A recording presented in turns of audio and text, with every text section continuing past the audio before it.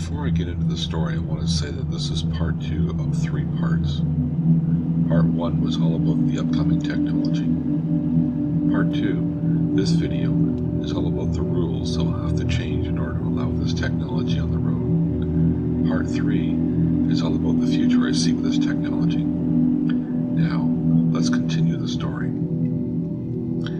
It doesn't take long when you want to do something outside the government box that you run into roadblocks.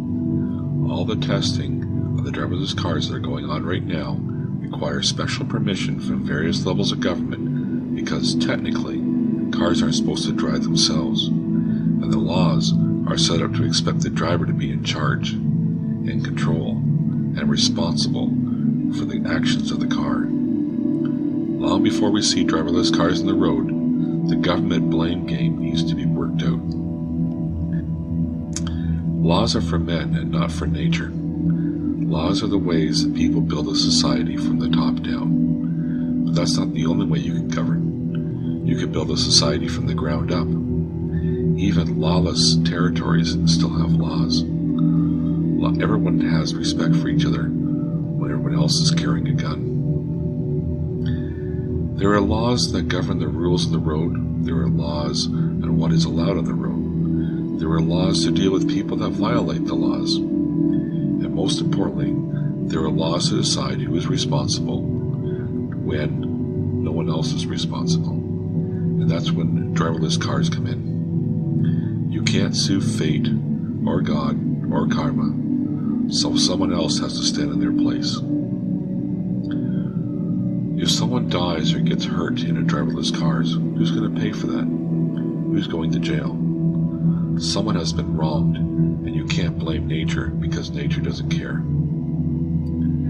As the courts and the politicians decide when the manufacturer is at fault, compared to the owner, compared to the occupant, it will be decided in all cases that someone's responsible for what the car does at all times.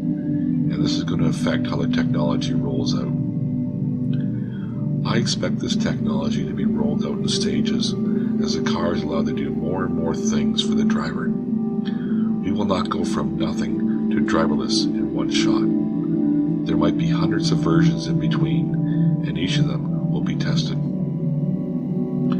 I can also picture a number of bored lawyers buying every model of driverless cars that come out, trying to find the one thing the car fails at when compared to the highway traffic code. An example might be, does this car travel at 81 kilometers an hour in an 80 kilometer zone? After all, if 80 kilometers an hour is the maximum, then the car is in violation of the law. Because the highway traffic code is so big, it's a question of if, not when, you find a car in violation of the law. And don't forget, traffic laws are a state and provincial creation. So what is not a violation in Ontario may be in New York. Then the suing starts. Lawyers will go after the manufacturer because they released an unsafe product to the public. After all, driving 81 kilometers an hour is unsafe in an 80 kilometer zone and is against the law. Let me give you a few examples of what I expect to happen. If I was a programmer for the car, I would not allow the car to travel more than 75 kilometers an hour in an 80 zone. Maybe not even more than 70. Since you cannot have the car travel more than the speed limit at any given time, if the road has hills, then you don't want to be riding the brakes every time you go downhill. So you can't be cruising anywhere near the limit. You want some slack speed, a play zone when dealing with the road that has grades. That means that cars traveling on the major 400 series highway can only travel 95 kilometers an hour when driver-operated cars are traveling 120 to 130 all around you.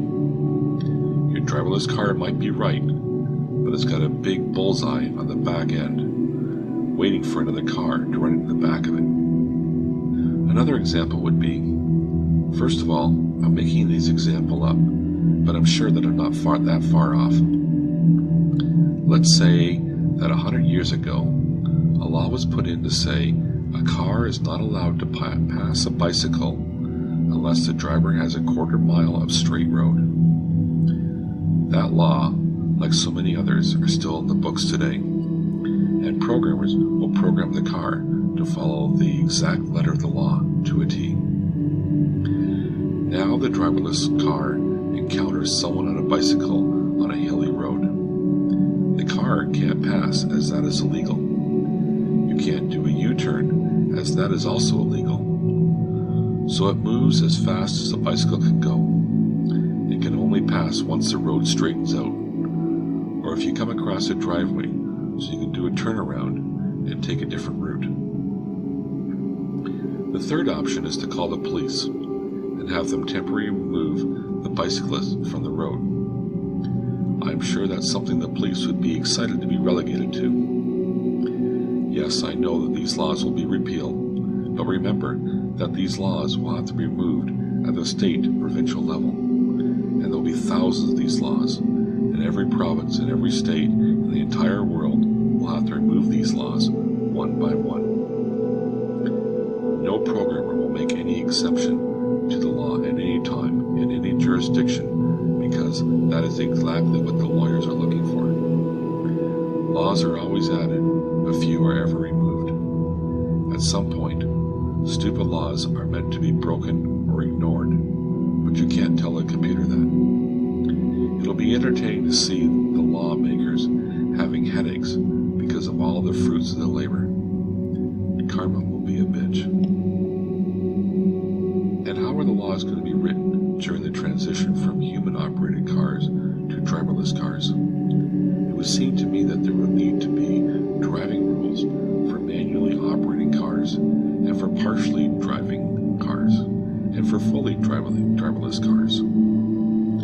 Right now, when the police can charge you for not having your hands on the steering wheel when you drive, with a partially driving car, you won't need to. How will the police know what type of rules apply to you in that car? Politicians will have to assemble groups and committees together to go through every traffic law, one by one, and see what applies to driver-operated cars, to driver-assisted cars, to fully driverless operating cars. They'll have to turn every gray law into a black and white law, and this is going to come a lot quicker than anyone's expecting.